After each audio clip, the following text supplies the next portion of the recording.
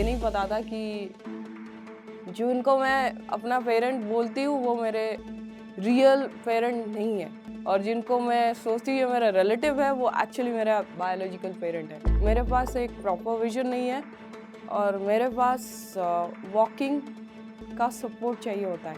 मैं बैलेंस नहीं कर पाती। एक समय के लिए मैं रुक सी गई सोच के कि ऐसा मैंने क्या ही करा कि इतने सारे लोगों का सवाल मेरी तरफ उठ गया, कोई जानती नहीं मैं उसको, और मुझे ये भी मैसेज दिया जा रहा है कि आप जो कर रहे हो वो मत करो।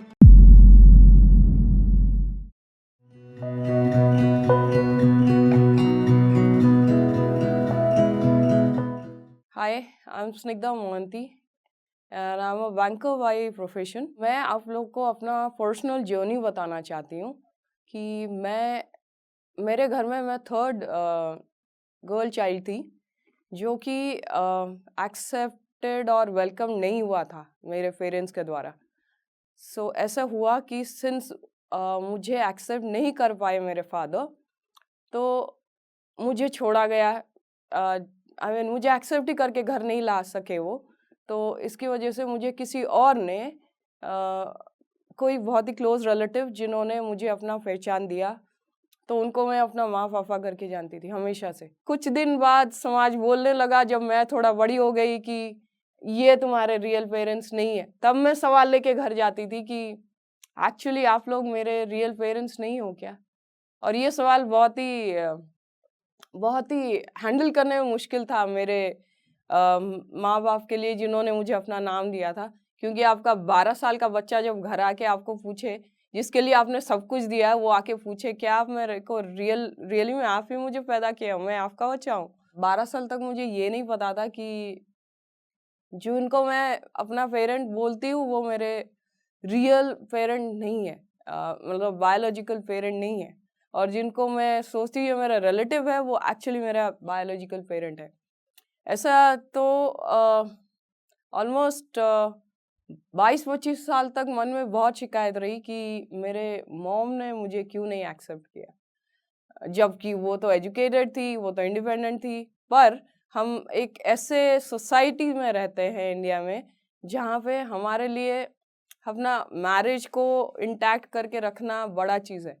तो मेरे मदर ने भी यही चूज़ किया था कि ठीक है, फिलहाल तो 2 लड़कियां हैं, अब तीसरी वाली है जो जिनके पास है वो ठीक से तो है। हमारे समाज में एक बेटी हो गई, वो नहीं होना चाहिए, वो गलत हो गया चीज़ें, और तीसरी हो गई तब तो बिल्कुल अनएक्सेप्टेबल है, कुछ पाप ही हो गया जैसे। ये तो नहीं हो सकता, आपका घर का इनहेरिटेंस आगे जो नहीं जा सकता, यही सोचते हैं हम लोग। बहुत एजुकेशन और बहुत एडवांसमेंट के बाद भी हम ये सोचते हैं। तो मेरे साथ जो हुआ वो कुछ इसी का ही रीज़न था।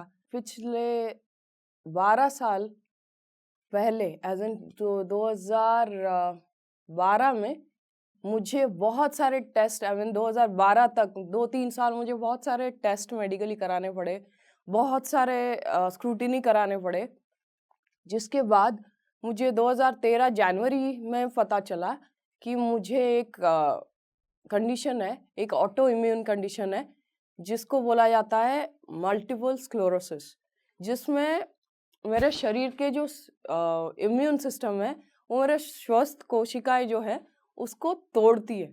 जैसे कोविड आया, सबको को अपना इम्यून सिस्टम बना के रखना था कि ये इम्यूनिटी तो स्ट्रांग चाहिए। तो मेरा वो चीज़ इतना हाइपर एक्टिव है कि वो मेरे खुद के स्वस्थ नर्व को तोड़ने लगती है। वो मेरा विजन का होता है, वो मेरे चलने के लिए मेरा जो बैलेंसिंग होता है सेंट्रल नर्वस सिस्टम को तोड़ता है, जिसकी वजह से मेरे पास एक प्रॉपर विजन नहीं है और मेरे पास वॉकिंग का सपोर्ट चाहिए होता है। मैं बैलेंस नहीं कर पाती हूँ चीज़ें, अपने को बैलेंस नहीं कर पाती हूँ बेसिकली। ये ऐसे शुरू तो नहीं हुआ था, पर ये 10 साल में वो कंडीशन का ऐसा है कि जैसे-जैसे हम गुज़रते हैं साल के साथ, ये क्रॉनिक कंडीशन है, इसमें किसी की जान नहीं चली जाती, पर ये डिसेबल कर देता है बंदे को। तो मैं वहाँ हूँ और मुझे ख़्याल रखना पड़ता है कि मेरा इम्यून सिस्टम हमेशा सप्रेस हो। 9 महीने में एक बार मुझे इम्यून सप्रेस करके रखना पड़ता है। सो मुझे थोड़ा एक्स्ट्रा केयरफुल होके चीज़ें करनी पड़ती है। मेरे शहर में मैंने देखा, जब ऐसा भी शाम इवनिंग को ऐसे होता था, जब मैं देखती थी ये जो बच्चे भीख मांगते हैं, तो मैं सोचती क्या ये, छोड़ो साइड करो, ये हमेशा मांगने आ जाते हैं।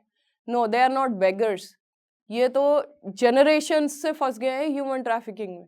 यही होता है मानव तस्करी, कि इनको बनाया गया है ऐसा, और अपने माँ उससे पहले पहले पहले जनरेशन से ये यही काम कर रहे हैं। ये बेगर्स ऐसा नहीं है कि अभी उनके पास लैक आ गया और अभी ये मांगने लगे। उनके पीछे बहुत कुछ होता है। अब इनमें से कोई बच्चे को रैंडमली उठा के बोलो चलो मेरे साथ घर पे खाना खाएंगे, रहेंगे, पढ़ाई करेंगे, कोई नहीं एग्री करेगा आपके पास आने को, कोई नहीं। आप इनको कुछ दो, या तो फंड्स दो या तो वहीं पे खाना खिला दो, वही हो गया। खाना खिला तो दिए तो वहीं पे वो बच्चा खा लिया, लेकिन जो पैसे दिए वो उनके काम में भी नहीं आ रहा है। ये होता है मेरे शहर में, जहाँ पे मैं राइट दिल्ली एनसीआर के बीच की बात कर रही हूँ। बाकी आप लोग जहाँ पे भी होंगे, हर शहर में ये हो रहा है। ये होता है एक पार्ट ऑफ ह्यूमन ट्रैफिकिंग, पहला स्टेप। एक दिन ऐसा भी हुआ जहाँ पे मैंने देखा कि किसी को सुबह एक गाड़ी में बिठाया गया है, और वो चाहे भी तो बाहर नहीं निकल सकती, वो चाहे भी तो गाड़ी से चिल्ला भी नहीं सकती, बाहर नहीं निकल सकती। उसके साथ 4 लोग हैं और शायद 3 लड़कियां गाड़ी में हैं। And it's early hour morning का, सुबह का टाइम है, 6-7 बजे का टाइम है, जहाँ पे वो कुछ हेल्प ले भी नहीं सकती। क्योंकि देखने को तो ये है ना, लोग देख रहे हैं कि गाड़ी में बैठे हैं, 3 लड़कियां गाड़ी में है, 4 लड़के बाहर है, लड़के आई मीन 4 मेल पीपल बाहर खड़े हैं, जहाँ पे और कुछ प्रेशराइजिंग भी करा जा रहा है इमोशनली या फिजिकली, जो भी, मैं वो अंदर का नहीं बता सकती, बट ये मैंने देखा हुआ है। क्योंकि मुझे घर आई जब वापस पता फील हुआ कि मैं क्या कर सकती थी। मैं तो सिर्फ एक ही इंसान थी वहाँ पे, मैं क्या ही कर सकती, जबकि मैं देख रही हूँ सामने वाले के आंखों में वो चीज़ आ रहा है कि प्लीज़ कोई मुझे हेल्प कर दो, पर हेल्प करे तो कैसे करूँ, नहीं कर सकती थी। मैं घर आई वापस एक बहुत ही भारी मन के साथ कि कुछ नहीं कर पाई मैं। बहुत बहुत गिल्ट वाला फील आया रादर, कि मैं ऐसे, ये एक इंस्टेंस रहा। दूसरा, मैं कोई ऑफिस में एक प्रेजेंटेशन दे रही थी ह्यूमन ट्रैफिकिंग को लेके। जिनकी बात मैं कर रही हूँ वो डायरेक्टर थे, वन ऑफ द डायरेक्टर्स उस कंपनी के। उन्होंने मुझे आफ्टर द प्रेजेंटेशन बताया, एक मोटरसाइकिल के पीछे एक लड़की है और दूसरा एक लड़का है, 3 लोग बैठ के जा रहे हैं। लड़की वो अपना हेजिटेशन दिखा रही है स्कूटर में जाने के, मोटरसाइकिल में जाने के टाइम। तो ये सर ने गाड़ी से उतरे, यू टर्न लेके, गाड़ी से आए, यू टर्न लेके स्कूटर बाइक वालों के पास रुके और पूछे भी क्या कर रहे हो, क्या हो रहा है। बट वहाँ वो रिकॉग्नाइज, लड़की बहुत उनका मुंह बहुत ही उजाला से भर गया कि उनको लगा कि हेल्प आ गया उनके लिए। पर ये जो 2 लोग थे ना, उन्होंने उनको आंख दिखा के, कुछ और चीज दिखा के, वहां से पीछे धक्का मार के अपना मोटरसाइकिल लिए चल ली। वो लड़की तो उनके साथ जाने का नहीं था, पर जबरदस्ती ली गई। मानव तस्करी के खिलाफ खड़े होने के लिए, इवन फॉर अवेयरनेस खड़े होने के लिए इजी नहीं हुआ। ऐसे भी समय आए जहाँ पे लोग, द सिस्टम जो है हमारा, वो सपोर्ट नहीं किया। एंड ऐसे भी समय आए जहाँ पे फोन भी आए जो धमकाए, जिन्होंने ये भी बोला कुछ ऐसे नोट पे कि ये सब कर रहे हो अच्छा तो है, लेकिन कुछ लोगों को ये बिल्कुल पसंद नहीं है, तो करो मत। एक समय के लिए मैं रुक सी गई सोच के कि ऐसा मैंने क्या ही करा कि इतने सारे लोगों का सवाल मेरे तरफ उठ गया। कोई जानती नहीं मैं उसको, जो मुझे व्हाट्सएप में स्टॉक भी कर रहे हैं, जिनको मैं कोई आइडिया नहीं है वो कौन है, और मुझे ये भी मैसेज दिया जा रहा है कि आप जो कर रहे हो वो मत करो, वो सही नहीं जा रहा है, लोगों का नजर अट्रैक्ट कर रहे हो आप खड़े नहीं हो सकते इस चीज के लिए। मुझे फिजिकली किसी ने हार्म नहीं किया, पर हाँ, धमकी वाले कॉल्स मैसेजेस बहुत आए हैं मेरे पास। तब फील हुआ जाके कि हाँ, तो ये कोई चीज है, कहीं पे कुछ चीज तो हिल रहा है जिसकी वजह से कोई रिएक्ट दे रहा है। एक बार जब मैंने वॉक करवाया, उसके बाद मुझे कॉल आया कि उनके घर से उनका ओल्ड पेरेंट गायब है, चलने गए, उसके बाद आए नहीं। पहले मैंने भी ये सोचा कि कहीं चले गए, भूल गए रास्ता। 1 दिन गया, 10 दिन गया, सारा पुलिस रिपोर्ट हो गया, सब हो गया, पर वो मिले नहीं।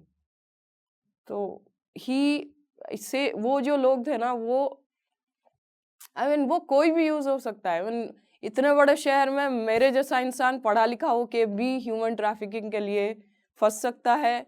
आप भी फंस सकते हैं, कोई और भी फंस सकता है। हम ये नहीं बोल सकते नहीं नहीं मैं पढ़ा लिखा हूँ, कोई भी इम्यून नहीं है ह्यूमन ट्रैफिकिंग को। वो कोई भी हो सकता है एंड कोई भी फंस सकता है। जो वर्ल्ड में हम रहते हैं, इतना सब कुछ होने के बाद भी 49.8 बिलियन पीपल जो थे ह्यूमन ट्रैफिकिंग के थे। ये मैं जून तक का नंबर, जून एंड का नंबर बोल रही हूँ। जो आज के दिन में देखूँ तो 50 बिलियन तो टच कर ही चुका होगा, क्योंकि ये रैपिडली ग्रो कर रहा है, जो कि इकोनॉमी को कंट्रीब्यूट कर रहा है।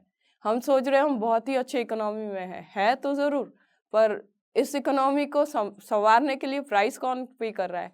आप या मैं या हमारा कोई नोन पर्सन? ओवरऑल इस चीज़ का, ये जो चीज़ हो रहा है, इसके रेपरकशन में अगर मैं बोलूँ तो हर कोई को वो नीड बेस्ड हो जा रहा है कि हम सबको इनकम चाहिए, हमें सस्टेनेंस के लिए पैसे चाहिए। तो जैसे कि इकोनॉमी वाला चीज़ बोला, ये सारा चीज़ सेंटर कर रहा है कि कैसे थोड़ा पैसा मिल जाए सबको। हम सबको पैसे ही कमाने की ज़रूरत है। एंड सबसे पहला चीज़ तो हम अपने से इंडिपेंडेंट हो गए। चाहे कुछ भी काम करे, कोई काम छोटा बड़ा तो नहीं है, कोई कुछ भी करे, अपने से कुछ कमाए और अपने सारे नीड जो है वो मीट करे। तो पैसे हाथ में है, कोई कहीं पे, आप कहीं पे कुछ भी जॉब ले ले।